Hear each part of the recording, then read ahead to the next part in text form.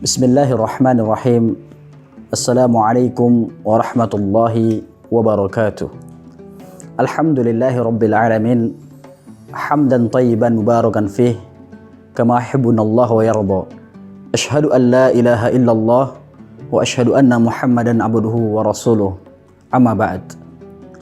Kita memuji Allah Subhanahu wa taala, Rabb semesta alam, di mana atas karunia dan nikmat yang Allah berikan kepada kita berupa nikmat sehat, sehingga pada hari ini Allah Subhanahu wa taala masih memberikan kepada kita kemampuan untuk melaksanakan semua perintah Allah Subhanahu wa taala.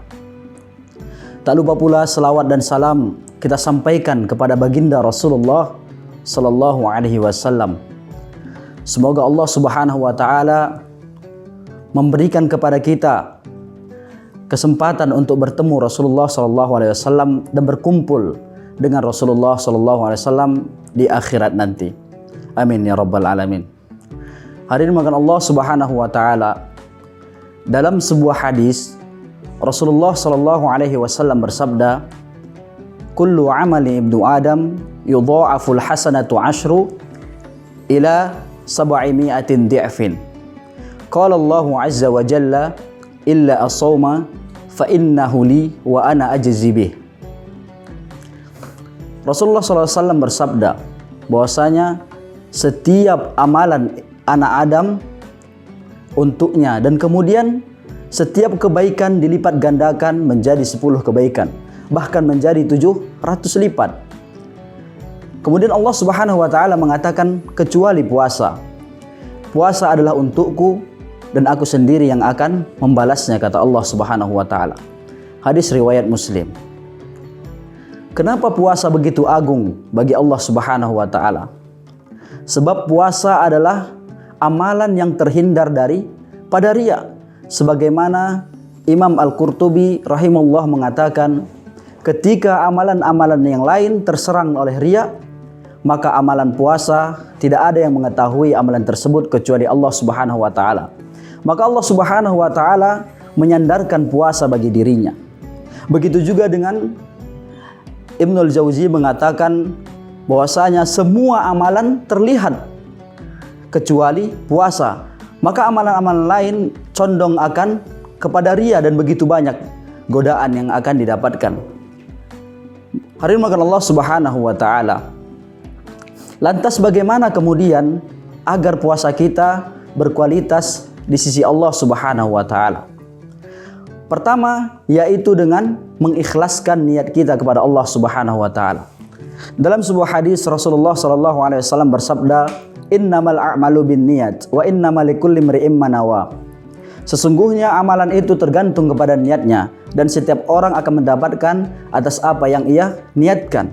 Maka hadirin makan Allah Subhanahu wa taala, salah satu puasa berkualitas yaitu dengan niat. Sebab niat adalah salah satu yang paling dasar menjadi tolak ukur amalan diterima oleh Allah Subhanahu wa taala. Bukan hanya puasa, begitu juga dengan sholat, berinfak dan sebagainya, seluruh amalan kebaikan maka diawali dengan niat. Maka dengan Allah Subhanahu wa taala, jangan sampai kita lelah-lelah di bulan Ramadan ini berpuasa tidak mendapatkan apa-apa karena kita tidak memiliki niat. Kemudian yang kedua, semoga Allah Subhanahu wa taala menjauhi perkara-perkara yang sia-sia, menjauhi perkara yang membuat puasa kita menjadi tidak berpahala atau bahkan tidak mendapat apa-apa. Betapa banyak orang yang mampu menahan lapar dari terbit fajar sampai kemudian waktu masuknya berbuka puasa, namun mereka tidak mendapatkan apa-apa kecuali lapar dan dahaga saja. Maka Rasulullah juga mengatakan, "Rubba sha'imin laisa lahu min siyamihi illa wal ju'i wal atas." Betapa banyak orang yang berpuasa tidak mendapatkan apa-apa kecuali hanya lapar dan dahaga saja. Maka hadirin Allah Subhanahu wa taala, oleh karena itu mari kita jauhi perkara-perkara yang membuat puasa kita menjadi sia-sia dan bahkan tidak mendapat pahala sama sekali. Kemudian hadirin Allah Subhanahu wa taala, yang ketiga yaitu adalah memperbanyak amal-amalan soleh di bulan Ramadan ini. Tujuannya apa? Untuk menjadikan puasa kita lebih berkualitas di sisi Allah Subhanahu wa taala. Kita membaca Al-Qur'an, mentadabburi ayat-ayat Allah Subhanahu wa taala, memperbaiki kemudian puasa kita dengan ibadah-ibadah yang lain juga, dengan membaca zikir kepada Allah Subhanahu wa taala, dan kemudian menjaga pandangan kita, kemudian menjaga lisan-lisan kita. Insyaallah puasa kita akan menjadi berkualitas di sisi Allah Subhanahu wa taala, dan kita akan mendapatkan pahala yang begitu besar di sisi Allah Subhanahu wa taala. Maka hari Allah Subhanahu wa taala, di bulan Ramadan ini adalah bulan ampunan. Jangan sampai kita selaku orang muslim tidak mendapatkan ampunan Allah Subhanahu wa taala di bulan Ramadan ini. Sungguh sangat disayangkan sekali. Maka para ulama salaf mengatakan, man lam yaghfir lahu fi Ramadan falan yaghfir lahu fi ma siwah. Barang siapa yang dosanya tidak diampuni di bulan Ramadan, maka tidak akan diampuni di bulan-bulan lain. Naudzubillah min dzalik.